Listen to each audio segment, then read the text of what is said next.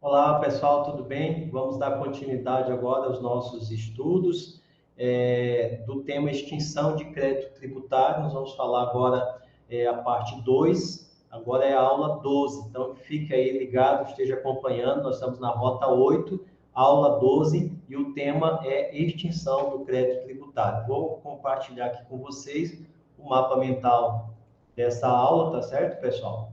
Então, vamos lá. Vamos seguir aqui com o nosso tema, tá? Então, aqui, ó, tema extinção do crédito tributário, parte 2, ok? Então, nessa aula, nós vamos compreender as diferenças, né, as diferentes formas de extinção do crédito tributário, com foco nos mecanismos de pagamento, compensação, transação, remissão, prescrição. Esses foram os temas que nós vimos na aula 11. Agora, a gente vai também fazer essa análise desses mecanismos diferentes em contextos fiscais e vamos desenvolver essa habilidade de identificar e aplicar os conhecimentos sobre extinção de crédito tributário.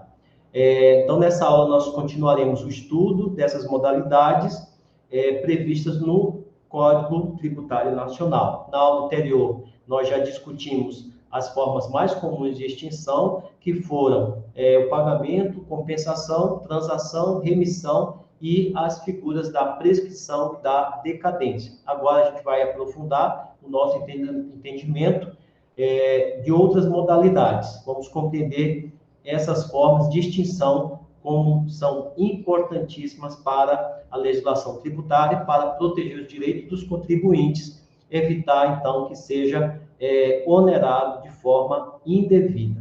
Então, quais são essas formas aqui? Nós vamos começar pela conversão de depósito em renda. A conversão de depósito em renda, ela é uma forma de extinção do crédito tributário que está prevista no artigo 156, inciso 6º do CTN, e ela ocorre exatamente quando o contribuinte ele vai realizar um depósito judicial ou administrativo no montante do tributo discutido, geralmente em ações judiciais. Acho que você vai lembrar que nós já falamos um pouco sobre essa questão do depósito integral, quando o contribuinte está propondo uma ação e aí ele garante ali o pagamento, e essa é uma garantia para o fisco também, de que se o fisco for vencedor na demanda judicial, o dinheiro do crédito tributário já está depositado em juízo. Serve, então, como uma garantia para a Fazenda durante todo o curso do processo. O Rafael Novaes, ele trata que essa conversão em renda representa, em essência, o pagamento indireto do tributo. Outra modalidade é o pagamento antecipado e a homologação do lançamento, tá? Então, pagamento antecipado e homologação do lançamento. Está previsto aonde? No artigo 156, inciso 7 do CTN. Quando que ocorre essa modalidade? Ela ocorre no âmbito do lançamento por homologação, onde o contribuinte, ao efetuar o pagamento antecipado do tributo, ele aguarda a homologação pela autoridade administrativa para o crédito tributário seja extinto, tá bom? Então, ele ocorre no momento do lançamento, ocorre no âmbito do lançamento por homologação.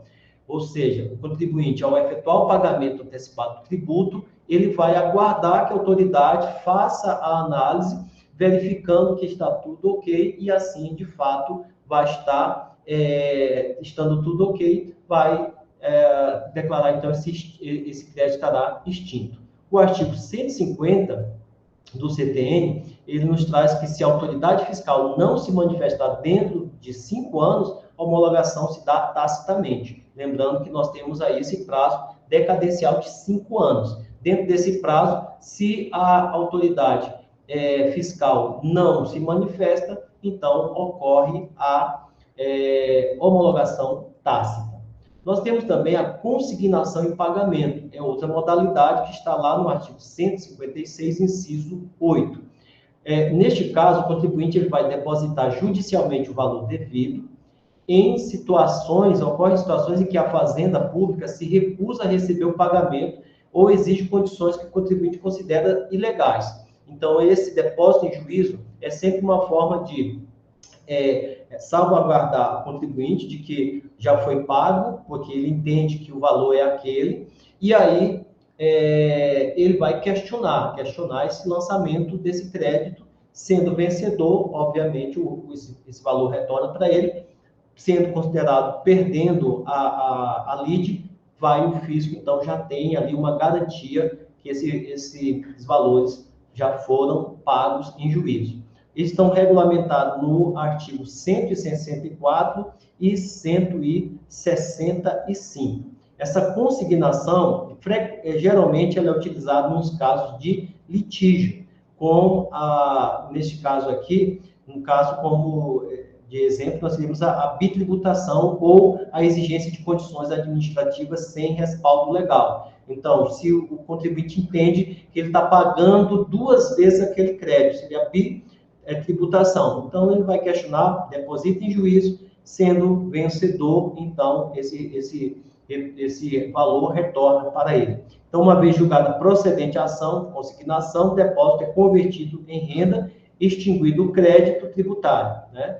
O Roberto Caparrós, ele enfatiza exatamente que esse mecanismo ele é muito importante para proteger o contribuinte contra exigências indevidas do fisco.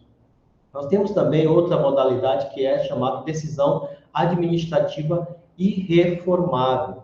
Essa decisão irreformável, ela é uma forma de extinção do crédito tributário.